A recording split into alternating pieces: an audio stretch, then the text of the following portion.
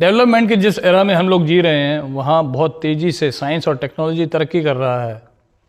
यहाँ तक कि हमारे फ़ोन की ऐप्स भी हर दिन अपडेट हो रही हैं। आर्टिफिशियल इंटेलिजेंस आ चुका है और बहुत ही तेज़ स्पीड से हम लोग ग्रो कर रहे हैं। लेकिन कहीं इंसान अपनी फ़िटनेस को लेके बहुत पीछे रह गया है, फ़िटनेस की नॉलेज को लेके बहुत पीछे रह गया है। जब बात आती है एक हाउस होल्ड वूमन की या किसी एक ऑफिस गोइंग आदमी की या किसी भी एक ऐसे आदमी की जो फिज़िकल एक्टिविटी में रेगुलरली इंडल्ज नहीं है, यानी कि कोई एथलीट नहीं है या कोई वो किसी गेम का प्लेयर नहीं है, उन लोगों को अपनी हेल्थ के बारे में नॉलेज ना के बराबर है। जिस तरीके से हम अपने फ़ोन को अपडेट करते हैं उसी तरीके से हमें अपनी हेल्थ और फिटनेस की नॉलेज को भी अपडेट करते रहना चाहिए। आज की डेट में आप देखेंगे जितने भी स्पोर्ट्स हैं, जैसे क्रिकेट हो गया, बैडमिंटन, टेनिस, फुटबॉल, उन सभी गेम्स के जो खिलाड़ी हैं उनको अलग से वेट ट्रेनिंग कराई जाती है। वेट ट्रेनिंग इसलिए कराई जाती है क्योंकि वेट ट्रेनिंग के जो बेनिफिट्स हैं वो अपनी बाकी प्रैक्टिस से वो नहीं ले सकते। तो ऐसा क्या फ़र्क होता है स्पोर्ट्स स्पेसिफिक ट्रेनिंग में और वेट ट्रेनिंग में कि हर गेम के, हर स्पोर्ट के जो खिलाड़ी हैं उनको अलग से वेट ट्रेनिंग कराई जा रही है?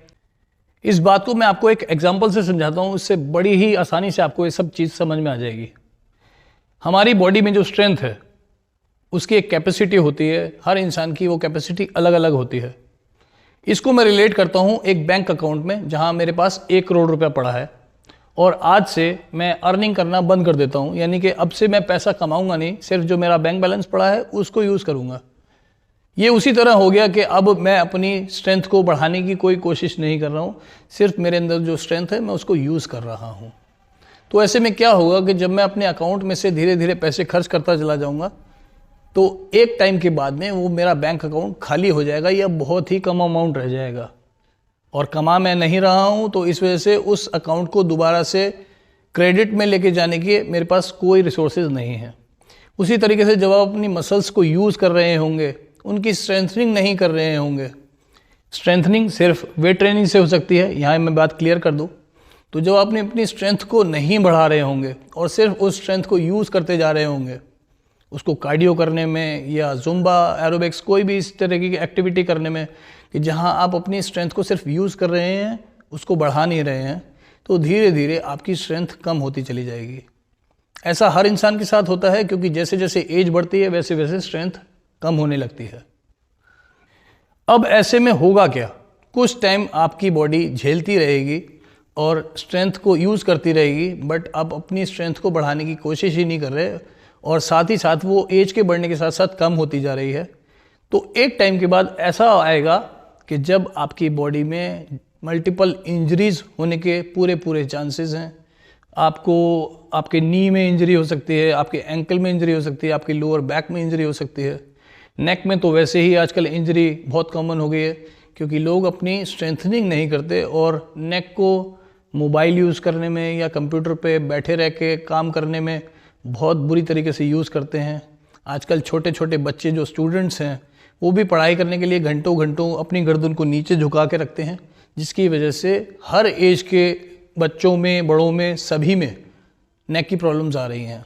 जिस तरीके से हम अपने दांतों को स्ट्रेंथनिंग करने के लिए डेली ब्रश करते हैं, उसी तरीके से कोई भी मूवमेंट होती है हमारी बॉडी में वो हम अपनी मसल्स की वजह से कर पाते हैं।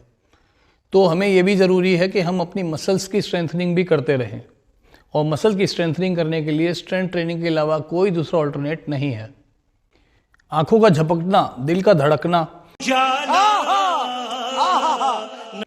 आंखों का झपकना, दिल का धड़कना, अबे चुप! आंखों का झपकना, दिल का धड़कना या कोई भी मूवमेंट जिससे हम अपने काम कर रहे होते हैं, जैसे उंगलियां हिलाना या बोलना या आपका स्मेल करना, ये सारी एक्टिविटीज़ भी मसल्स के होने की वजह से हो पाती हैं।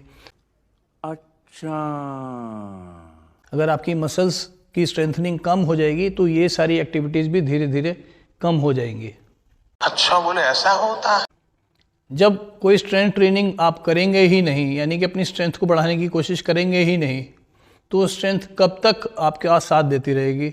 एक ना एक दिन ऐसा आएगा कि आपको वो इंजरी होगी और बॉडी अपने हाथ खड़े कर देगी, यानी कि बॉडी गिव अप कर देगी और तब आपको समझ में आएगा कि स्ट्रेंथ ट्रेनिंग का क्या बेनिफिट था और आपने क्या गलती कर दी है। मैं आपको ये सारी चीज़ें इसलिए बता रहा हूँ कि ऐसा ना हो कि वक्त बहुत आगे निकल जाए, आप बहुत पीछे रह जाएं और उसके बाद पछताने के अलावा आपके पास कोई भी दूसरा ऑल्टरनेट ना बचे। तो आज ही इस चीज़ को समझ लीजिए कि वेट ट्रेनिंग या स्ट्रेंथ ट्रेनिंग या जिसे रेजिस्टिव ट्रेनिंग भी बोलते हैं, वो हम सभी के लिए बहुत ज़रूरी है, भले हम किसी भी एज के हों। जब किसी इंसान को पैरालिसिस होता है तो उसकी कोई भी हड्डी नहीं टूटी होती, उसके बावजूद वो अपने उस बॉडी पार्ट को हिला डुला नहीं पाता।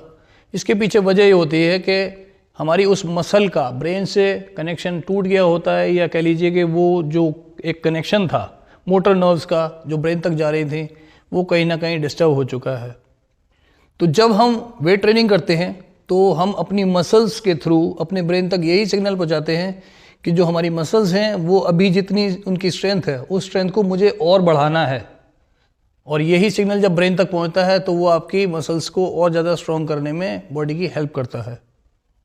मैं उम्मीद करता हूँ मैंने इस वीडियो में जो आपको नॉलेज दी है वो आपके काम की होगी और आप स्ट्रेंथ ट्रेनिंग करना बहुत जल्दी शुरू कर देंगे। अगर आपको ये वीडियो काम की लगी हो तो इसको लाइक करिएगा, दूसरों के साथ शेयर कर दीजिएगा, हो सके तो मेरे चैनल को सब्सक्राइब कर दीजिएगा। जल्दी मिलता हूँ एक बार और, तब तक के लिए गुड बाय, थैंक यू, जय हिंद।